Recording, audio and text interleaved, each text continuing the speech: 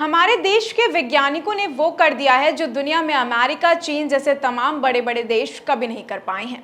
हमारे देश के वैज्ञानिकों ने वो कर दिया जो करते हुए पिछले हफ्ते रूस तक फेल हो गया। भारत का चंद्रयान जैसे ही चंद्रमा के दक्षिणी ध्रुव की सतह पर पहुंचा, ये इतिहास रचने वाला विश्व का पहला देश भारत बन गया। नमस्कार, मैं प्रिया बंसल और आप देख रहे हैं हमारा सेगमेंट बैक स्टोरी। आइए वीडियो पर वापस लौटते हैं।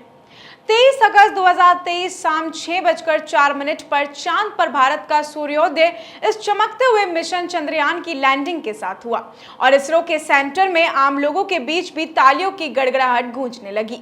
इन तालियों की गड़गड़ाहट से कुछ सेकंड पहले तक देश भर के लोगों की सांसें थमी हुई थी, लेकिन इस बार देश के वैज्ञानिक अपनी मेहनत पर पूरी तरह से आश्वासित थे और वो मेहनत रंग भी लाई।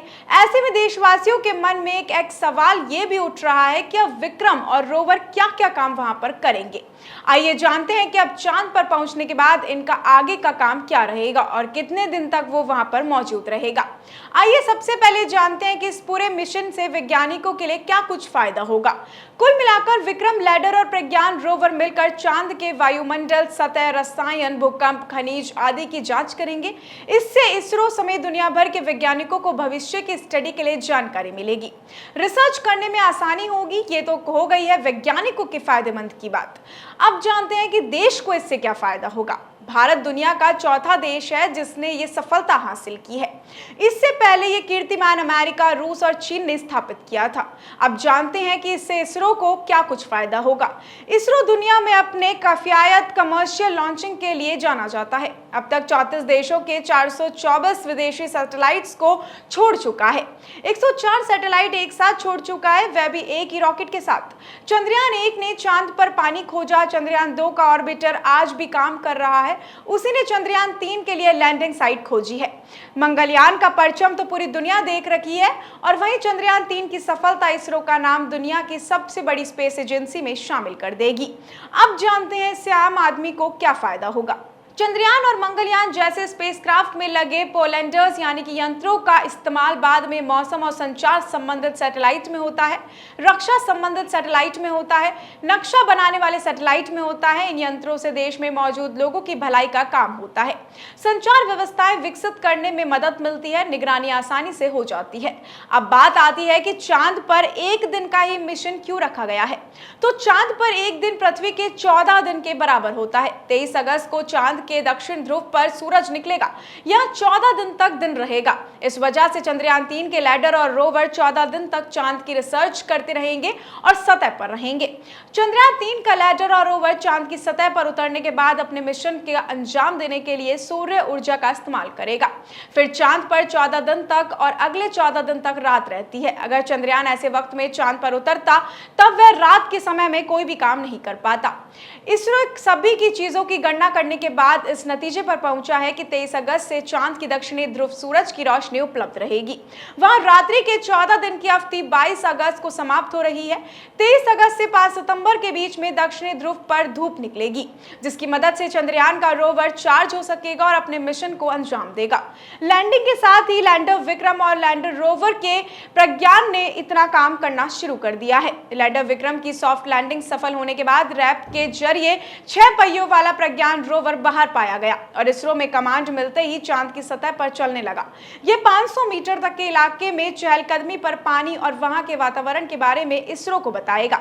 इस दौरान इसके पहिए चांद की मिट्टी पर भारत के राष्ट्रीय चिन्ह, अशोक स्तंभ और इसरो के लोगों की छाप छोड़ेगा।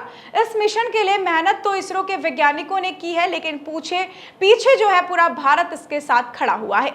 अब चांद पर क्या क्या खोजेगा चंद्रयान, ये भी जान लेते हैं। चंद्रयान में स्पेक्ट्रोपॉलीमेट्री नाम का एक उपकरण है। इसे शेप यानी कि स्पेक्ट्रोपॉलीमेट्री ऑफ हैबिटेबल प्लैनेट अर्थ नाम दिया गया है। शेप जो है वो पृथ्वी से आने वाले प्रकाश का अध्ययन करेगा। इसका मकसद ये पता लगाना है कि जिन खगोलीय पिंडों पर जीवन होता है उसमें आने वाले प्रकाश और बाकी पिंडों से आने वाले प्रकाश के स्पेक्ट्रम में क्या अंतर होता है। ये प्रयोग खगोल विज्ञान के लिए कितना महत्वपूर्ण होगा, क्योंकि इसके जरिए पृथ्वी जैसे उन ग्रहों की खोज में काफी मदद मिलेगी। इसके सफल होने से Bharat America space agency, NASA और यूरोपियन स्पेस एजेंसी की कतार में खड़ा हो जाएगा। धरती और चांद के बीच की सटीक दूरी की जानकारी भी इससे मिलेगी। जी हां, चंद्रयान 3 के साथ एक लेजर रेट्रोफ्रैक्टर एरे नाम का एक जरूरी इंस्ट्रूमेंट लगाया गया है, जो लगातार धरती और चांद के बीच की सटीक दूरी की जानकारी देगा। इसे अमेरिकी स्पेस एजेंसी नासा ने डिजाइन किया है। अपने अपने ऑर्बिट में घूमने के कारण पृथ्वी और चांद में बीच में जो दूरी होती है घटती और बढ़ती रहती है, इसका पता लगाती रहेगी। इस लेजर की मदद से हम चंद्रमा के ऑर्बिटर और इसके धरती पर प्रभाव की जानकारी समझ पाएंगे। इससे समुद्र में उठने वाले ज्वार भाटा का अनुमान लगाने और तटीय इलाकों के वातावरण को समझने और मैनेज करने में भी आसानी होगी। प्रज्ञान रोवर चंद्रमा की सतह की मिट्टी भी जमा करेगा। चंद्रमा की मिट्टी का परीक्षण करने के लिए रोवर में alpha particle X-ray spectrometer and laser included breakdown spectrometer दो बेहद जरूरी उपकरण लगाए गए हैं। चंद्रमा की मिट्टी के परीक्षण से यह पता चल पाएगा कि वास्तव में चंद्रमा कितना पुराना है, समय के साथ इसमें क्या बदलाव हुए हैं। यह पृथ्वी समेत हमारे सौर मंडल के जन्म से जुड़े राज खोलने में काफी मदद करेगा। चंद्रमा 3 जो है वो रंभा यानी कि रंभा के लैंडम्यूलर ब्रॉब यानी कि एलपी नाम के दो खोज उपकरण की चंद्रमा पर लेकर गया है। यह उपकरण चंद्रमा की सतह पर प्लाज्मा एक्टिविटी का भी अध्ययन करेगा। अब हम सभी जानते हैं कि पदार्थ के 3 व्यवस्थाएं होती हैं, ठोस, तरल और गैस। प्लाज्मा एक तरह से पदार्थ की चौथी अवस्था होती है। ये किसी पदार्थ की बेहद गर्म अवस्था होती है। ये इतनी गर्म होती है कि उस पदार्थ के परमाणुओं से इलेक्ट्रॉन बाहर निकल जाते हैं।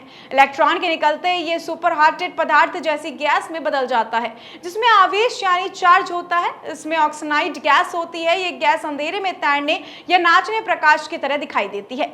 उत्तरी और दक्षिणी ध्रुवों के करीब आसमान में अक्सर नीले और पीले रंग का प्रकाश नाचता सा दिखाई देता है। इन्हें नेबुला कहा जाता है। ये कुछ और नहीं बल्कि आवेशित आयन गैस की होती है।